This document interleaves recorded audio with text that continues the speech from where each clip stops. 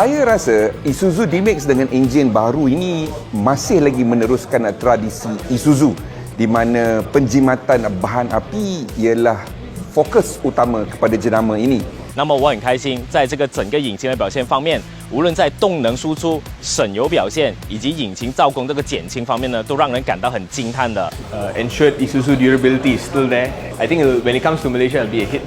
First, second gears are perfect for the urban environment. Dia ada kelebihan yang ada pada diri dia tetapi tidak ada pada truck pickup yang lain, iaitu fuel consumption yang lebih bagus, power yang lebih bagus dan yang paling penting road tax yang paling murah.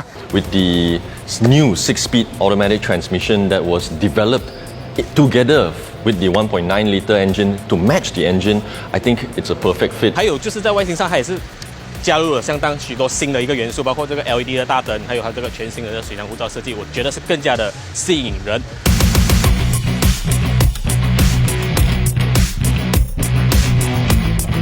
Dah 200 km saya bawa kereta ini ataupun saya dah bawa truck pickup ini, apa yang boleh katakan bagus. 我非常满意它在整体的输出表现，也非常满意它整个车厢的宁静度。